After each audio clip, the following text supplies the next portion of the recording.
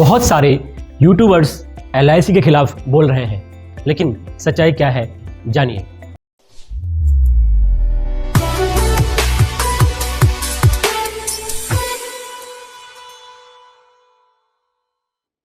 नमस्कार दोस्तों, मैं डॉक्टर देवानंद समझदार, author, wealth and life coach. कहते हैं मक्खी वही भिनभिनाता है जहाँ पर मीठा होता है।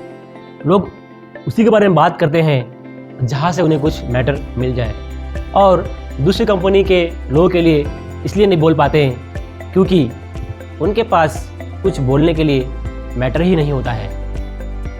एक कहावत है, डैश डैश डैश नहाएगा क्या और निचोड़ेगा क्या।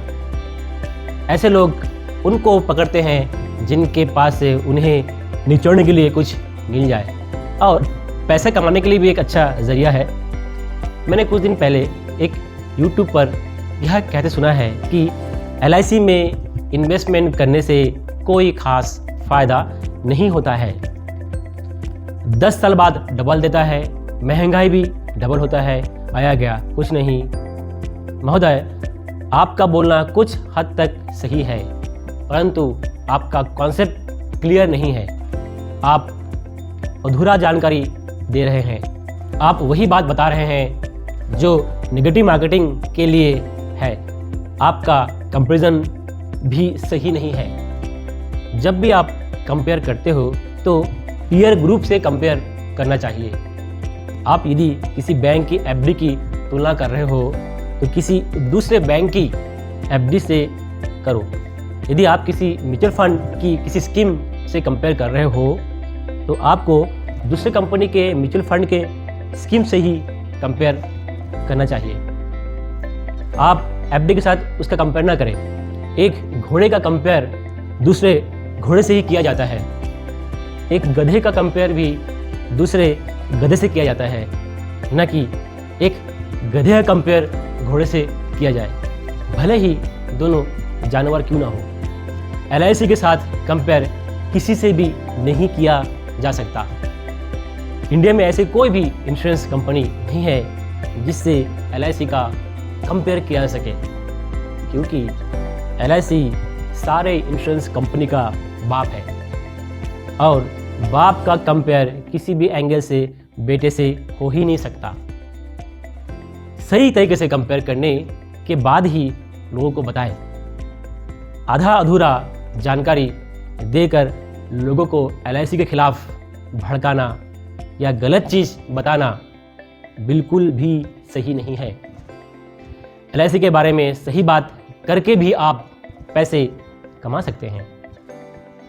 पब्लिक को नेगेटिव न्यूज़ पसंद ज़रूर है, लेकिन आप जैसे लोगों को जो बहुत फेमस है वो तो कंप्लीट और सही जानकारी ही दे।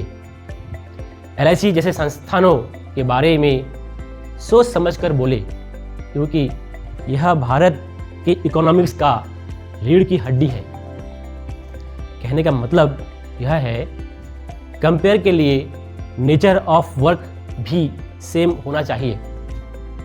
जैसे फ्रूट सलाद में डिफरेंट टाइप के फ्रूट होते हैं, है सभी फ्रूट, परंतु आम का कंपेयर अमरूद से नहीं कर सकते, अमरूद का कंपेयर सेब से नहीं कर सकते, सेब का कंपेयर केले से नहीं कर सकते, क्योंकि सबका अपना अपना वजूद है।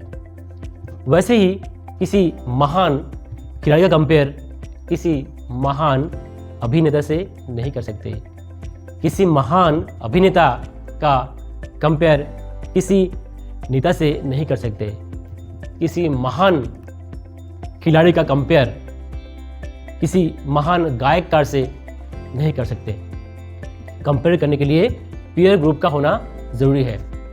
ध्यान रहे, कुछ भी कंपेयर करके कुछ भी बोलेंगे तो उससे आम जनता गुमराह होगी।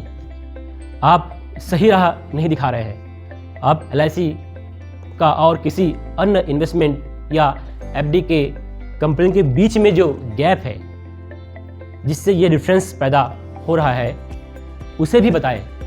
तभी तो सही में समझ में आएगा कि LIC में इन्वेस्टमेंट करने से कोई ख़ास फ़ायदा होता है या नहीं।